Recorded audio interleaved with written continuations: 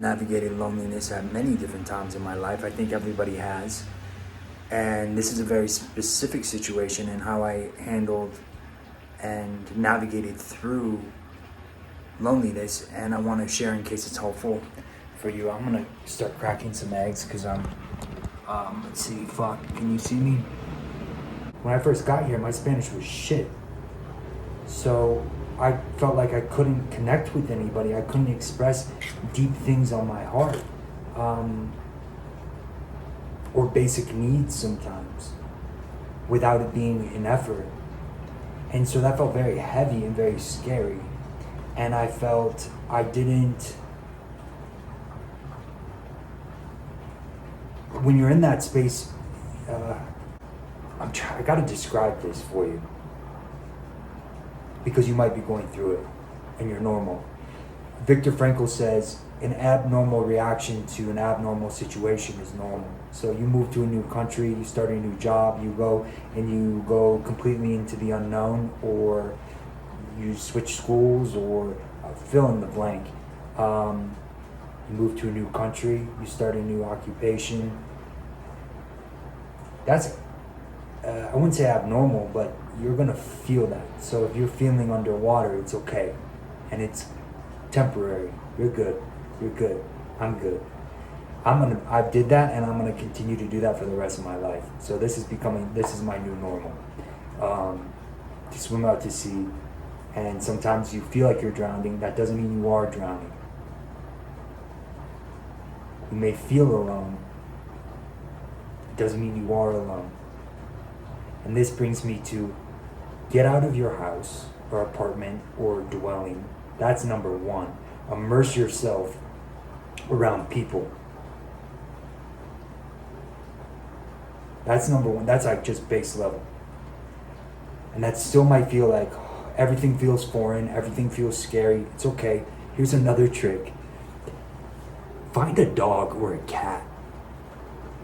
Dogs and cats are the same everywhere, kinda. So that helped me. I was like, oh fuck, there's a dog. That looks like a dog in Los Angeles. And it just helps you put your feet on the ground and take a breath for a second. The second thing is, and this is the main thing, just to get yourself out from underwater of like, loneliness can feel like nails on a chalkboard, like ants underneath your skin that you can't escape from. That's what it feels like. It's temporary. If you're experiencing this, it's temporary. But it does feel that way, and it feels that intense. And it's very scary. So to get yourself out from under that, pick one place and go there consistently, every day. Commit to it. For me, when I got here, it was this coffee shop in the Bakata building, and I would just go there every day. And you don't have to do shit, just order your coffee and wait. You don't have to put yourself out there. You don't have to put on a smile or anything else. Just be real as fuck. If you're fucking feeling loneliness or panic or depressed or homesick or whatever, just go there and order your coffee and do it 4 or 5 days in a row. And you will have a human interaction eventually, such as they may say, no sugar today? You usually get sugar. Or they may mess up your coffee order, and it forces you to interact with them and say, I'm sorry, you gave me the wrong coffee. Boom, you just had a human interaction. And then maybe you tell a joke, maybe they tell you a joke that you don't understand or you're not receptive to because you're still fucking homesick. It's okay. But boom, a connection was made, and that connection grows. And then all of a sudden, they tell you about that they're tired, and you say, why? And they say, because I went to a party last night. Oh fuck, okay. And then that gives you the courage to go to a second place repeatedly. So for me, it was I found a gym, and I would go to the gym every day. And then I found these fitness classes that I really enjoyed. So then I had an instructor. And then holy shit, wow, that really opened up a fucking door.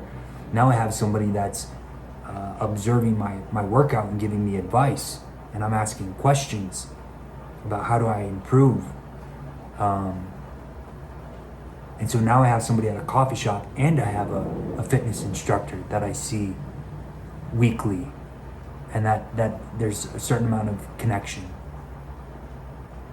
And it could be anything. It could be a library, it could be a church, it could be a park, it could be just go to the same place and sit there at the same time. That's important too, actually. Go at the same time, because then you're going to see the same barista, or you're going to see the same person at the gas station, or you're going to see the same people at the gym, or the same neighbor that walks their dog in the park at the same time. Just something. And you can make it as small as you need to in the beginning, and it will grow. So, and then eventually, that's the base, and it can get you out from feeling like you're suffocating. If you're dealing with loneliness, which is very, very real.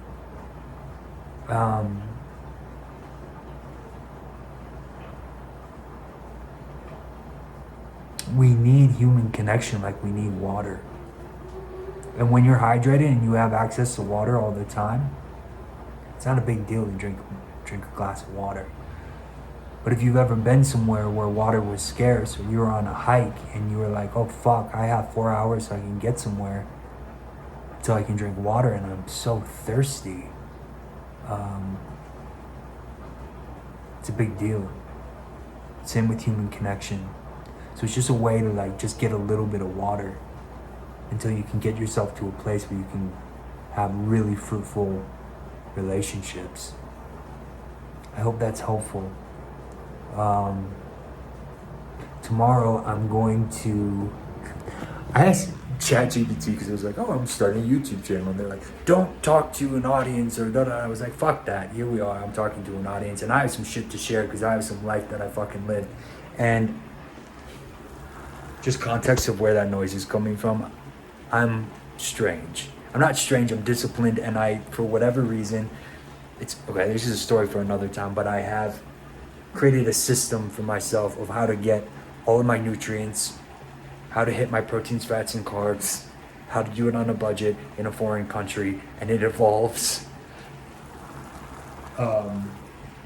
broccoli and oatmeal and spinach and egg whites and cinnamon and